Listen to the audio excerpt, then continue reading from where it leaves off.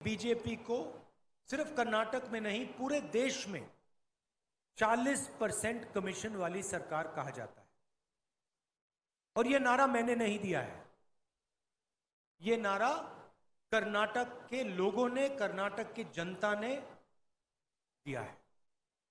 आपने पिछले 5 सालों में अपनी आंखों से देखा, बीजेपी के भ्रष्टाचार को आपने देखा और आपने सहा।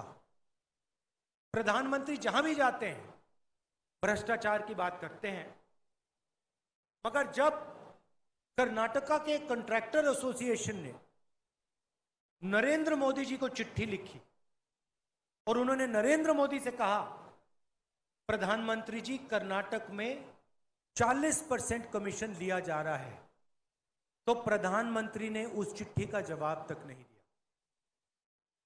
जब यहां पे मैसोर सैंडल सोप का करप्शन स्कैंडल हुआ, जिसमें एक एमएलए के बेटे को 8 करोड़ रुपए चोरी करते हुए पकड़ा गया, प्रधानमंत्री ने एक शब्द नहीं कहा।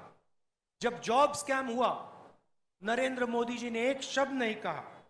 जब पुलिस सब इंस्पेक्टर को 80 लाख रुपए ब्राइब दिया गया, प्रधानमंत्री ने एक शब्द नहीं कहा। जब असिस्टेंट प्रोफेसर जॉब स्कैम हुआ, प्रधानमंत्री ने एक शब्द नहीं कहा। जब assistant engineer, junior engineer job scam हुआ, प्रधानमंत्री ने एक शब्द नहीं कहा। जब मैं भ्रष्टाचार की बात उठाता हूं, जब मैंने पार्लियामेंट हाउस में भाषण किया और प्रधानमंत्री जी से अदानी जी के बारे में सवाल पूछे, तो पहले उन्होंने मेरा माइक ऑफ कर दिया और उसके बाद मुझे पार्लियामेंट से डिस्क्वालीफाई कर दिया, लोकसभा से निकाल दिया। क्यों? क्योंकि मैं भ्रष्टाचार के बारे में नरेंद्र मोदी जी से सवाल पूछ रहा था। 3 सवाल पूछे। मैंने पूछा कि नरेंद्र मोदी जी, आपका अदानी जी से क्या रिश्ता है?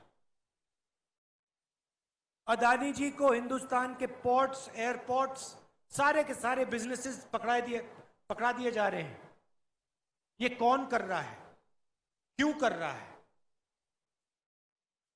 दूसरा सवाल, अडानी जी के जो शेल कंपनीज हैं, उसमें जो बेनामी पैसा है 20,000 करोड़ रुपए का, वो पैसा किसका है?